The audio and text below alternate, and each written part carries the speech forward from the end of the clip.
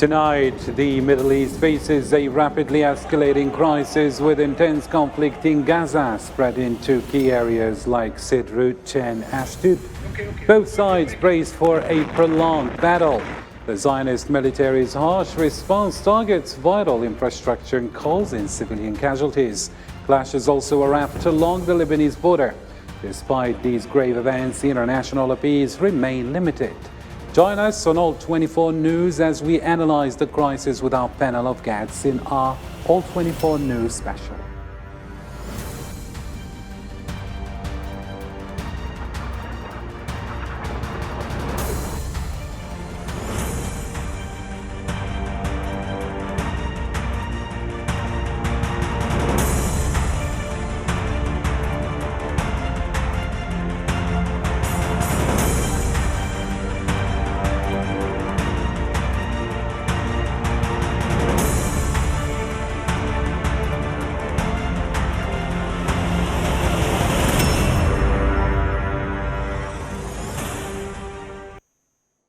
Hello and welcome, dear viewers, to another episode of All 24 News Special. Tonight we are dedicated to providing you with the latest updates on the ongoing Zionist aggression in the Gaza Strip. But before we dive into our discussion with our esteemed guest, let's bring you up to speed with the most recent developments on the ground. The conflict in Gaza continues to intensify with mounting casualties and widespread destruction. Israeli forces have targeted civilian infrastructure, and the situation is further complicated by clashes along the Lebanese border. Let's follow the report. 2 days have passed since the deadliest Palestinian attack on Zionist-occupied settlements. An unknown number of resistance members infiltrated to strengthen the control and confirm the relentless Al-Aqsa flood operation.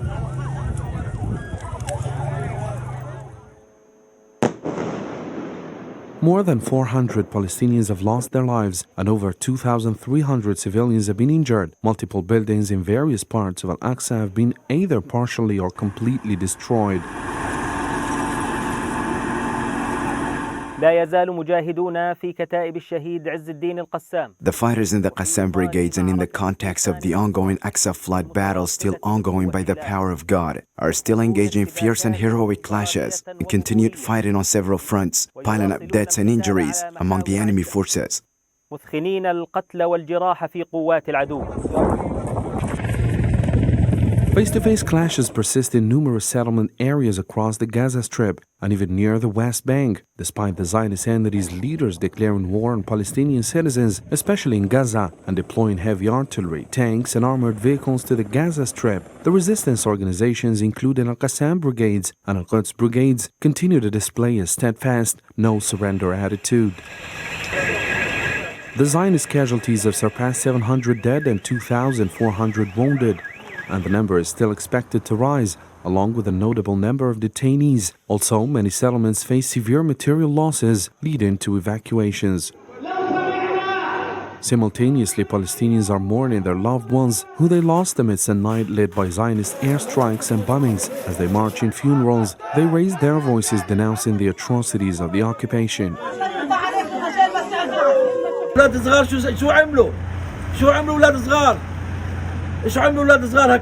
Their children, what have they done? They're all dead, all the children, all the women. And if you're looking for men fighters, so go and fight them. Here we do nothing. Street battles persist in numerous settlement camps, and the resistance has achieved significant gains on the ground, despite the extensive presence of Zionist troops and over 800 airstrikes in Gaza. All right, let's turn to our panel of experts joining us live. For example, from Nablus is Raed Dabir, Head of Political Science Department at Al-Najah National University. And from Beirut is Ornella Sukkar, journalist specialized in Middle East affairs. And later on, we will also be joined by Edmund Gharib, that is a professor from Washington of International Relations. Ma'am, gentlemen, thank you for agreeing to be with us. And let me kick it off with you here, Mr. Raed. In light of the ongoing aggression in Gaza, how do you anticipate the Zionist attacks on Palestinians escalating further, given the deliberate targeting of civilians here? Well, it is ongoing aggression since 75 years. And this escalation comes after the international ignorance of the Palestinians' rights since 75 years. Unfortunately, this right-wing government in Israel didn't miss any opportunity to miss the opportunity of peace during the previous years. The aggression on Al-Aqsa Mosque, the aggression against the Palestinian churches as well, the siege on Gaza since more than 23 years, the closing of all political doors, the ignorance of the international law and the human rights for people, that led to this escalation. As Palestinians, we do believe that we should be equals. We are equals with all the people all over the world. Unfortunately, America, Europe, and the whole international community did nothing. Sold the Palestinians slogans during the previous 75 years. And that led to this escalation. And now we're seeing the indiscriminate attack against children, elderly people, civilian, construction, hospitals, ambulance.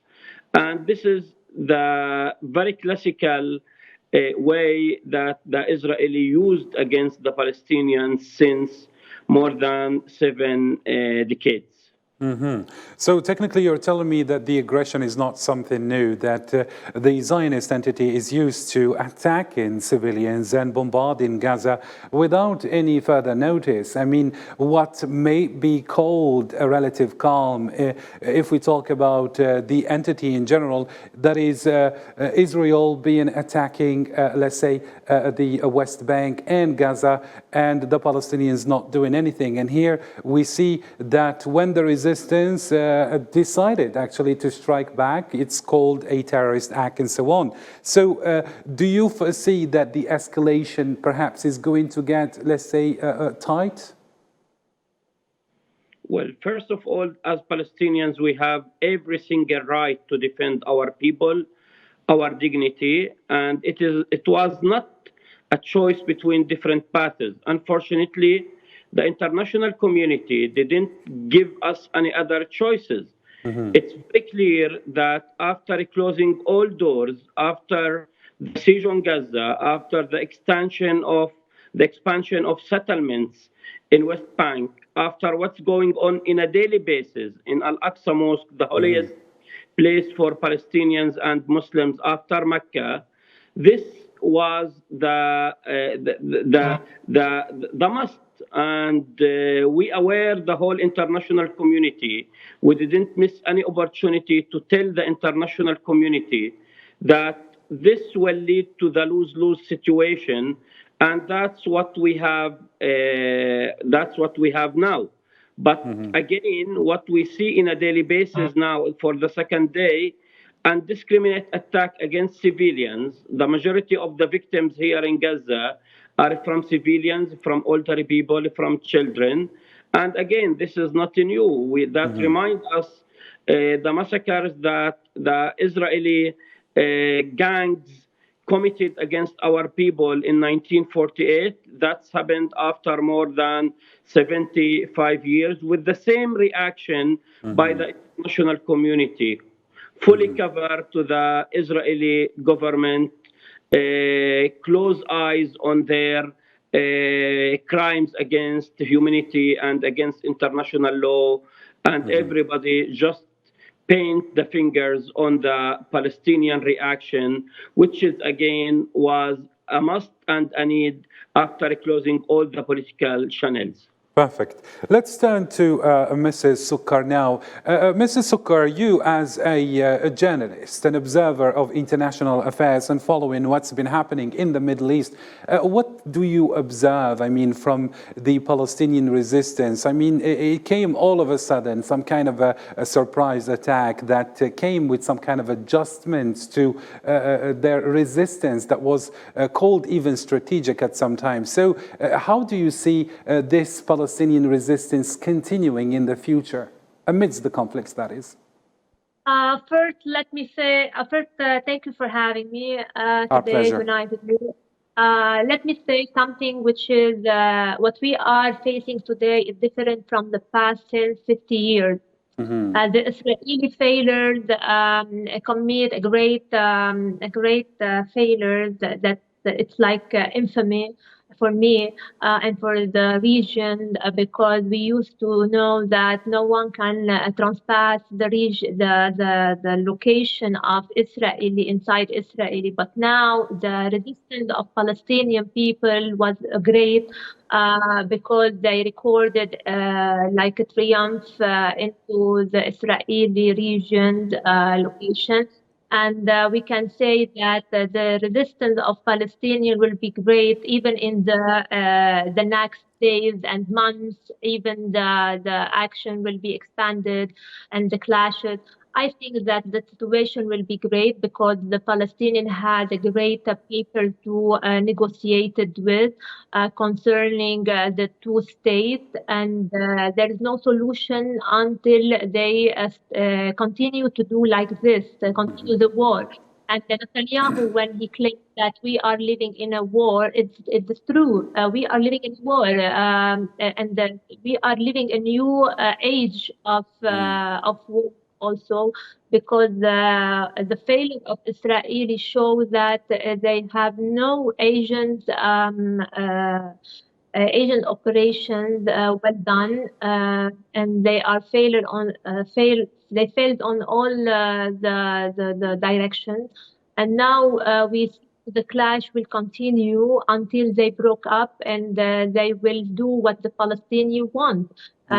Because after this operation, the Al-Aqsa, the Palestinian was neglected by the deal that has committed between Saudi Arabia and Israeli. And when Hamas went to make all these actions, I think that that it was very great from the Palestinian resistance side, and we will see a very progress actions in the next coming days. Very nice. You cited very interesting, perhaps, factor that pushed, let's say, Palestinian resistance actually to strike back. And this was just a drop from an ocean, let's say. Back to you, Mr. Ra'id. If we speak about the support that the resistance is going to, perhaps to be received by the Palestinians, which is something that we expect, a general strike, for example, was observed in all the West Bank cities in protest of the Zionist entities' actions in Gaza, impacting schools, universities, and institutes. But how is the West Bank population in general going to contribute to support Gaza's resistance, according to you? It's already done, by the way. Today we have many martyrs in West Bank. We have martyrs in Bethlehem. We just had one martyr in Nablus during our interview now. We all, as Palestinians, united at the same ship, in the same path for freedom, for dignity, and for self-determination. As you just mentioned, West Bank, part of this struggle, West Bank, part of this united battle against occupation, against apartheid, and against all kinds of Israeli apartheid policies. Our people, our students, our women, our politicians in West Bank participate, everybody from his place and from his capacities. And we are one nation, one people, everybody complete the others. This battle should end with a clear political outcomes. First of all, releasing all political prisoners, and accepting the right of Palestinians in the self-determination. Because unfortunately, this right-wing government, including Smotrich and Ben Gvir, they even neglect the exist of Palestinians. They dealt in the previous months at Al-Aqsa mosques in West Bank, even in Gaza, that there is no Palestinians, that we are not exist. And I think this battle, Al-Aqsa flood, return back the things into the right path, that Palestinian people have the right to live equally with equal political rights and have the right to of self-determination and creating their own independence state. So I would say that we all united in West Bank, in East Jerusalem, even in the 1948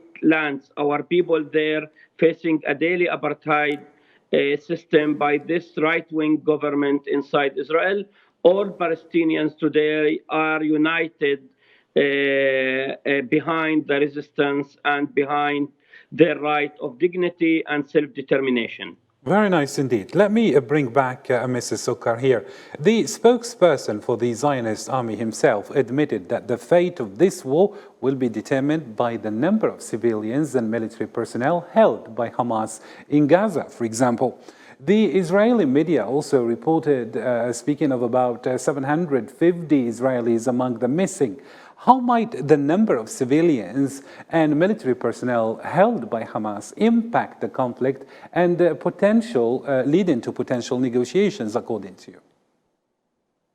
Well, your question is very important. I think that regarding the numbers of civilians will be whole. I think that the operation is great from many sides. From the side that the Palestinian has a great paper to deal with this situation. Secondly, the civilian is not important rather than negotiation will be held in this time, especially that the Israelis show a great favor. I think that the war will continue even for a month, not for a day, for many reasons, especially that we know that the American support the Israeli with weapons and with the rocket and whatever, even Naval. And I think that I can say that the next steps will be a massive strike between the two players, and we will see that this will lead us to a negotiation, hard negotiation between the two, Palestinian and Israeli. And after it, we will, the Israeli will put its conditions on the Palestinian to have the promised state. But I think that the situation will be positively acted aftermath, because there's no solution than to let the Israeli accept the Palestinian in other way than this massive war. But I think that the situation will be great next, and they will go through a truth positively, and they put their conditions, both sides, especially the Palestinian side. And the questions will be what will happen next after this situation, because all what is happening right now in Gaza is only to get a great deal between the Palestinians. From the Palestinian side, and what will make the Israeli will make after it toward Hezbollah and Iran, especially that Iran is a great rival for Israel, and this is the big question. Okay, and maybe waiting for maybe some positive results on the long run. Meanwhile, as the situation unfolds, of course, we expect many negative events to take place. For example, in related development, the United Nations Relief and Works Agency for Palestinian Refugee, UNRWA, has reported that more than 20,000 Palestinians have taken refuge in schools across the Gaza Strip. These displaced individuals are currently staying in schools across various areas of Gaza, and UNRWA spokesperson Adnan Abu Hasna anticipates that their numbers may increase as security conditions deteriorate.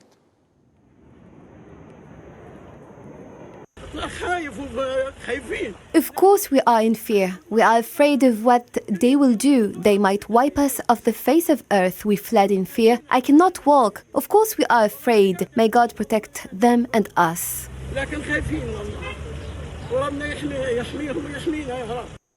And in response to the crisis, Palestinian President Mahmoud Abbas has acted swiftly, instructing the Palestinian government and relevant agencies to mobilize all available resources for immediate relief efforts in Gaza.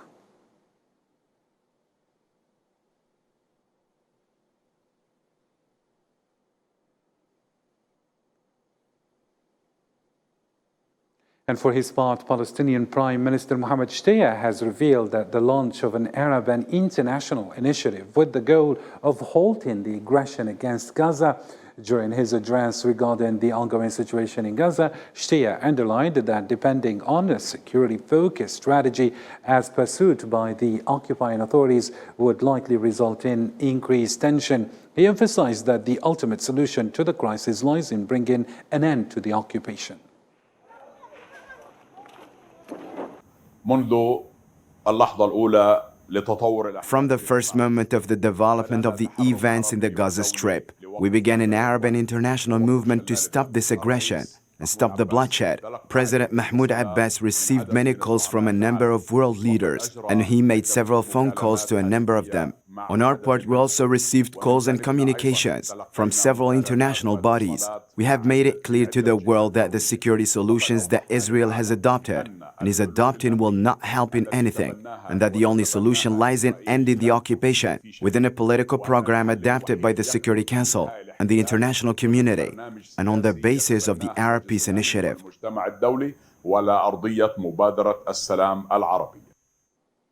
And to put things into perspective, I invite you to follow this report that sheds light on the continued conflict that wreaked havoc on the Zionist entity as the death toll rises to more than 700 and up to 2,000 injured. Operation Al-Aqsa Flood continues for the second day in a row as clashes heightened against the Zionist occupation forces in several locations in the occupied territories, leaving Zionist entity in a state of shock after the surprise attack which wreaked havoc among its forces. Via an audio recording broadcast by the military wing of Hamas movement on social media, Al-Qassam Brigade spokesperson Abu Ubaida said that the resistance succeeded in replacing its members stationed in the ongoing battle against the Zionist forces. Al-Qassam brigades, with God's help, were able during the past hours of last night and the dawn of today to replace some of the forces in the combat sites with other forces and carry out new infiltration operations to support the fighters with equipment and personnel on several axes. The same source confirmed that the resistance targeted the Sederot settlement with about 100 missiles during the second day of Operation Al-Aqsa Flood. The Al-Qassam artillery also is destroying the enemy's positions and fortifications and is supporting the forces operating in the field with gunfire support, with mortar shells and rockets, the last of which was to support the fighters in Sderot by bombing the areas where the enemy was present with 100 missiles. As a result of the operation, the death toll among the Zionists has risen to 700, including 18 members of the occupation forces, with over 2,000 injured. This toll is expected to climb as the Palestinian resistance continues to infiltrate other sites in the occupied territories. In response, the office of the Zionist entity's Prime Minister Benjamin Netanyahu announced that the so-called Security Ministerial Council approved the commencement of the war on the Gaza Strip. This decision coincides with the occupation authorities' intention to evacuate all settlements in the area. All right, let's get back to you, Dr. Raed. How do you interpret the strategic development of the Palestinian resistance replacing its forces and supplying them along the front lines? It is a very normal reaction of 75 years of apartheid. It is the very only way that the international community left for us, the Palestinians, after ignorance, even our right of exist.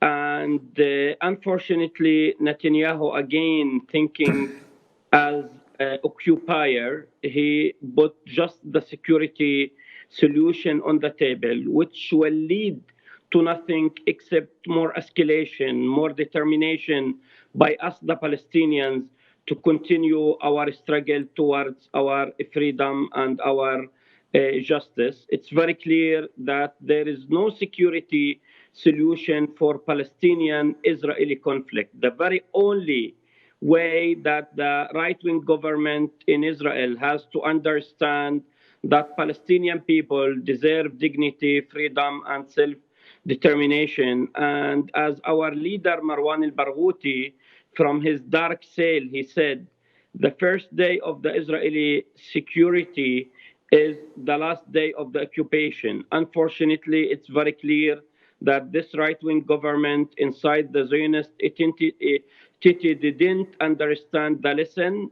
well, and it is very clear that they want again to let the Palestinian civilians pay the heavy price. It's very clear that this indiscriminate attack against children, against women, against hospitals, against mosques and churches in Gaza will lead to nothing except more determination from Palestinians to continue their struggle until the very last moment, until the freedom and justice, because enough is enough. This international community did nothing, no actions, just slogans, and it's very clear that U.S.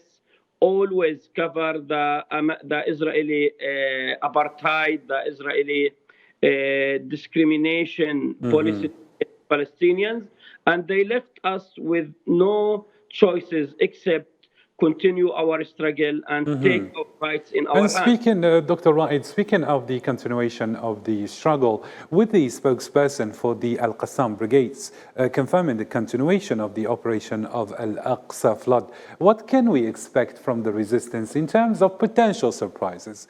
Do you think that they still have any surprises to strike the enemy further? And what is the significance of their call for solidarity? Well, first of all, the greatest point we have is our unity. Now, Palestinians are united as they never been before in the previous 75 years. We are more determined to continue our struggle. We all at the same path towards freedom and justice. Of course, the resistance which surprised the whole international community, surprised the Israeli enemies with their capacities, that they are very well planned, very well organized. We trust them, and we do believe that they still have many things to surprise the enemies. And we do believe that our unity, because we don't speak about solidarity, we all at the same ship, we ask solidarity from partners or from friends.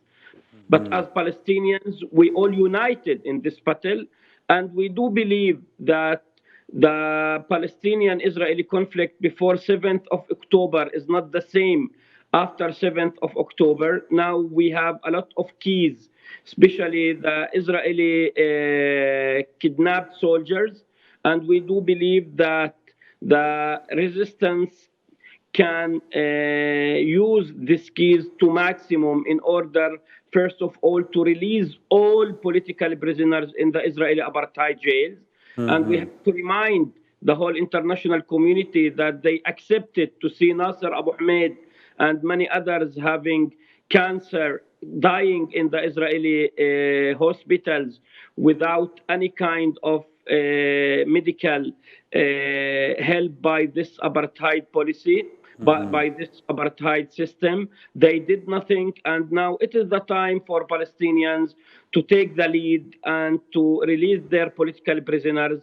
It is a clear message for the international community, for US, for EU, and for the whole international community that since you accepted to stay silent and you accepted the complicity, to be part of the complicity with the occupation, now this is the price. And it is another message to these countries who decided to normalize their relation with the Israelis, that Israel cannot protect itself, not just to protect you from the enemies that you created, that it is just in your mind. And it is very clear message to everybody that Palestinian people do believe are equal, and they will continue their struggle until the end.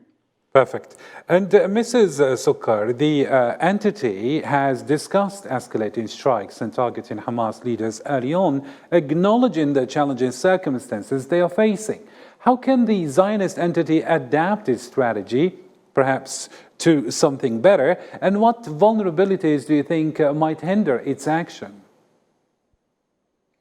Well, the action taken by the Israeli or the international community might be more enhancing the power of Israeli through the weapons and the support, international support of the Israeli state. But all these are useless concerning we have a great powerful resistance people here on the ground. They are fighting till death all these criminal actions and apartheid regime. I think that the Israeli now is struggling, as my fellow said. I don't want to repeat, but my question is, as an adding point, is that I get surprised why the Israeli didn't anticipate the operation and the coordination, intelligent coordination. This is first. Secondly, how they will deal with this failure. This is an assaulting failure for the Israeli, known in the region for his powerful state on level, intelligent level, political level, even military level. So we surprised by this operation Al-Aqsa flood. But I want to insist that what might be the next step from the Israeli and how they will negotiate. I think that the hostage Israeli will be a great point for the Palestinian side to negotiate into this operation. And I think that this will be a great era for the people who are oppressed by this apartheid regime. And I'm so positive and optimistic concerning the situation. And losses have been observed from both sides in terms of casualties, and financially have been felt on the Zionist side as well, with the Zionist stock exchange losing or losses exceeding 6% after a day of Hamas attacks. Mrs. Sukkar, again, how might the economic factor here influence the Israeli entity's decision making or the decision making in general in managing the conflict? Do you think that this perhaps losses, financial losses, would actually lay let's say, a big burden on managing the conflict? I think the economic side is very important for the Israeli, how to react and make action. But I think that the Israeli side is very weak, especially that the Israeli has many problems inside Israel. Second, he cannot in this time, and the time is not for his side, and timingly. And also he cannot go over a great war as the media said. I don't think so. I think that there will be a strict point after this fight and clashes in Gaza Strip. I think that it will be go to the south of Lebanon and Syria and having a massive clashes there. By rocket, but it will be a great moment because the main target for the Israeli is to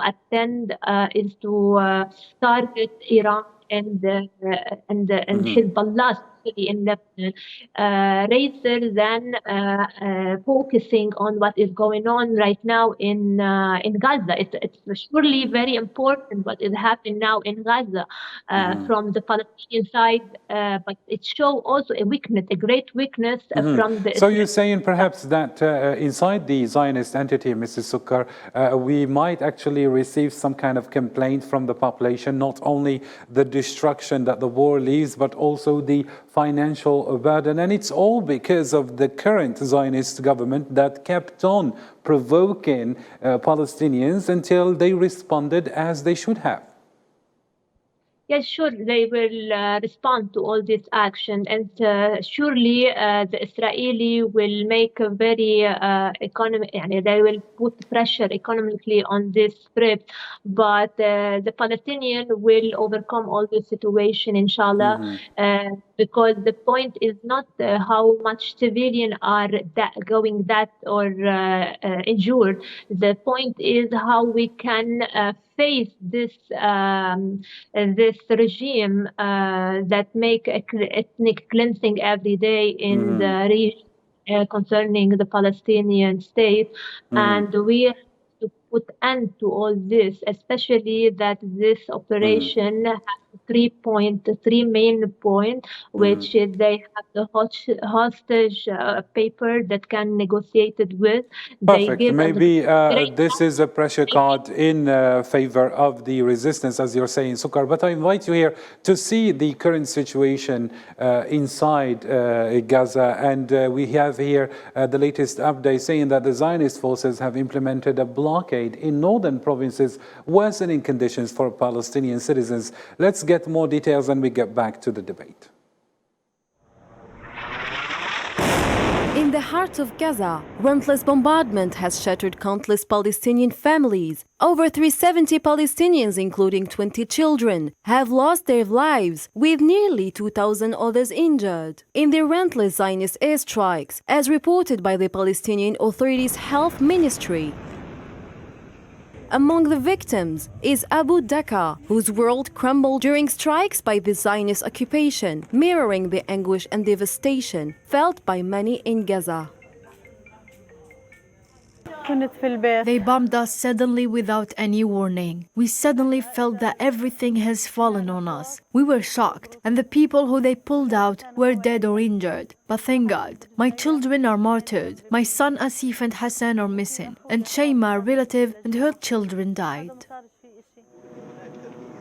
Yet the suffering doesn't end with the bombardment. Gaza remains ensnared in the suffocating Zionist blockade, a vice grip that stifles hope and progress. The blockade hampers the import of essential goods, including electronics and computer equipment, while confining the majority of Gazans with their territory. Palestinians and humanitarian groups condemn it as a collective punishment, exacerbating the already dire economic and social conditions. Adding to these hardships, the Israeli Minister of Energy and Infrastructure has issued a chilling decree, an abrupt cessation of electricity supply to the Palestinian Authority in Gaza. I issued a decision to stop the Israeli electricity company from supplying the Gaza Strip with electricity. The consequences of this decision cast a shadow over hospitals, which are already grappling with equipment and medicine shortages due to the blockade. Yet, the resilience of Gaza's people endures. Despite the grim reality they face, authorities tirelessly work to rebuild the shattered remnants of their lives, even as damaged buildings bear witness to past Zionist airstrikes. And now we are joined by Professor Edmund Gharib from Washington, a professor of international affairs and politics from Georgetown University. Professor, thank you so much for agreeing to be with us. And my question to you, as you have perhaps been following on the report, as the aggression continues in Gaza, how far do you personally think that these Zionist attacks can actually escalate on Palestinians, considering the deliberate targeting of civilians? Clearly, the Israeli government appears to be moving towards escalation. There are reports that they are moving forces in the direction of Gaza and that there might be some attacks on some of the towns and villages in Gaza, and then maybe even go into the heart of Gaza. The Egyptian government, apparently, according to some of the reports that just came out a few hours ago, apparently told the Israelis that if they try to get into Gaza, try to reoccupy Gaza, what's likely to happen, according to their information, is that Hezbollah is going to open a new front, the front on the northern front for Israel, and that's going to have other consequences. No one knows where it will lead. So I wonder if that is an indication of the concern about the Israeli government moving into Gaza and trying to take over the town and perhaps launch some kind of ethnic cleansing. We've seen already warnings, for example, to residents of certain areas that the Israeli Air Force is going to bomb that area, and for the population of the quarter or that neighborhood to leave. To go, but where are these people going to go? And if this happens in more than one area, that also raises other questions. But I think there's no doubt that the Israeli government needs, because of its failure to expect, and that they are likely to what they witnessed over the past couple of days. This was apparently a surprise. The Israeli intelligence has in the past been described as one of the best, if not in the world, and yet they were not able to discover this plan by Hamas and other Palestinian groups. And because this plan, Israelis usually, from what I've heard and read, they follow closely almost everything that goes in and out of Gaza. That means if there are steel or if there's another kind of material that could be used for rockets or whatever purposes, they would usually or should know about it. Now, there are some who explain this, that maybe the intelligence services were too preoccupied with the internal situation inside Israel, the divisions that were taking place. But there are several analysts here who follow Israel closely who don't buy that very well. And also, even the United States was intelligence, which is one of the most active and the busiest and the largest in the world. Also, apparently, they were not aware, because if they were aware of this, they probably would have informed the Israelis ahead of time. And speaking of escalation, Professor Edmund Gharib, do you think that these confrontations against the occupation in the context of Palestinian unity, against the occupation and what's happening on the ground in the West Bank specifically, do you think that this will perhaps impact the Al-Aqsa flood operation? There's no doubt that this is actually the fact that this operation has taken place, the extent to which the fighters, and apparently the number, I don't know how accurate that is, of the fighters who went into the Israeli areas, especially including military base, as well as some of the settlements that are in there. There were apparently about 1,000 of them. How true, how accurate this information, I don't know. But that's really quite significant that these people were able to stand up to the Israeli forces, who are much better equipped, much better armed. Apparently, these people have learned perhaps from experiences of what's been going on, also maybe in other areas, or they have had the training and also the motivation, I think, because of what Israel has been doing in recent months, whether it's arresting people, the killing of Palestinians, the cutting down of olive trees, the moving of new settlers into the West Bank. All of this is creating more and more desperation, anger, and frustration among the Palestinian people. It seems that no one is doing anything to help them, and so probably they came to the conclusion, or very few people are helping them, that they have to act. They have to take a decision, especially in light. There's another interpretation that a number of people here, at least, have been saying, that maybe one of the motives behind also this operation was to derail any more rapprochement between the Israeli state and some of the Arab governments. Perfect. And let me bring back Mr. Raed. Raed, can you tell us what kind of assistance can perhaps the resistance receive from Gazans in particular and from the Arab world in general? What do they expect? Solidarity, stopping all kind of normalization, actions, boycott Israel, putting pressure on their government to stop this cheap normalization actions, this security coordination between our enemies and their governments. And we call all the Arab nations to go to the street to show a real solidarity with Palestinians. We have to remind that we don't struggle in behalf of Palestinians, but we struggle now in behalf of all Arabs, Muslims, and in the whole humanity, because when we say that we want freedom for Palestinians, we say that we want peace in the land of peace, in the Holy Land, and we call all of our brothers and sisters, not just in the Arab countries, but all over the world, to take the right decision and to be in the right side of the history, the side which is against apartheid, against occupation, against all kind of discrimination. We need one stand forever, and a real stand which say enough is enough, and it is time for freedom and justice for Palestinian people and for the Palestinian lands.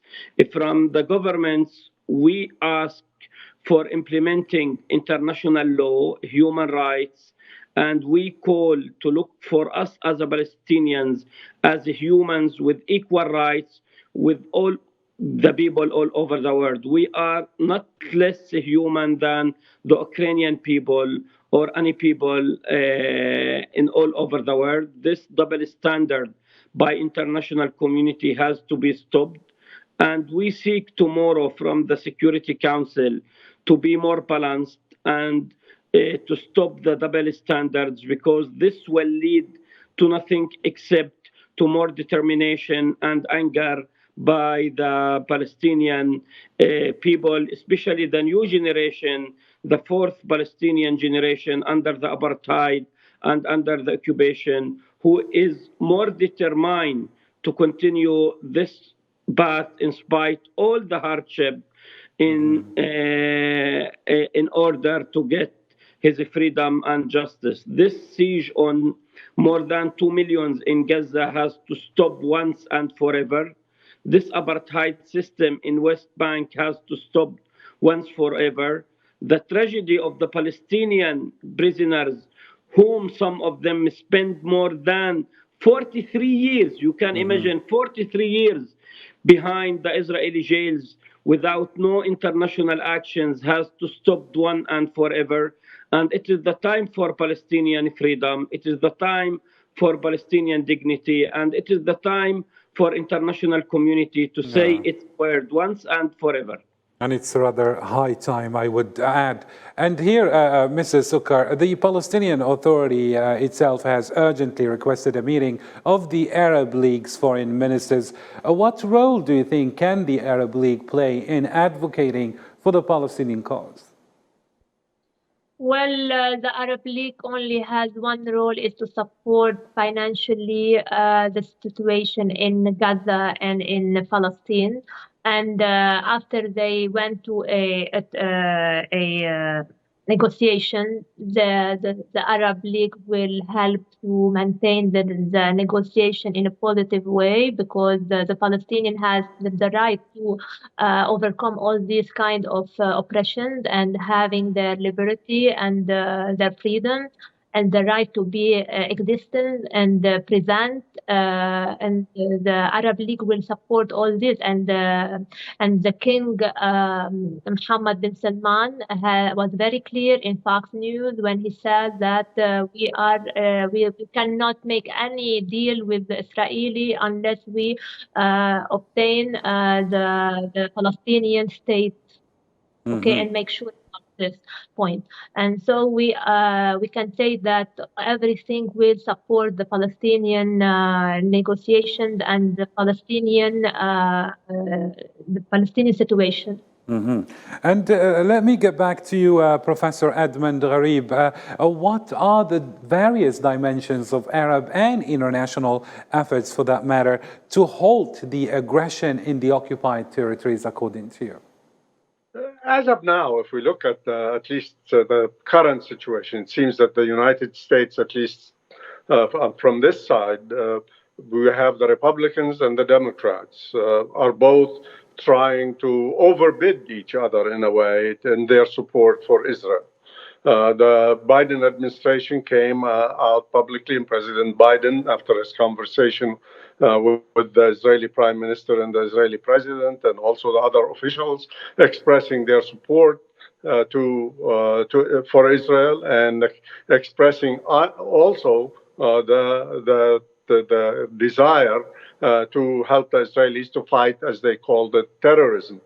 At the same time, as you know, that the United States has decided to send a strike force in a way, airplane carrier, plus a number of destroyers, plus airplanes, including F-35s and F-15s and 16s to the region. And basically, I think this is a message that the United States wants to send, that it will support Israel if needed, or if but at the same time, there's a question to what extent the U.S. Will really participate in. But some people are saying that if there's another front open, then that may happen. Well, we'll have to wait and see on that. But at the same time that this is taking place, also we've been seeing that Republicans, from President Trump to Pompeo, the former foreign secretary of state, foreign minister, basically saying that this is an effort by Iran. Iran has been behind this. We gave them $6 billion. President Biden gave them $6 billion. And some of that money went to Hamas, and the other groups are attacking Israel now. Although in reality, this attack appears to me, at least, and also this is the view from a number of specialists who have been following this, that this has been prepared or organized for months. While, as Secretary Blinken said, that the deal between the United States and Iran did not occur until very recently, and the money has not been used by Iran. So far, the money is still in Qatar, and that's the United States and is going to make sure that this only goes for to buying, agricultural products, fertilizer, food, and medicine.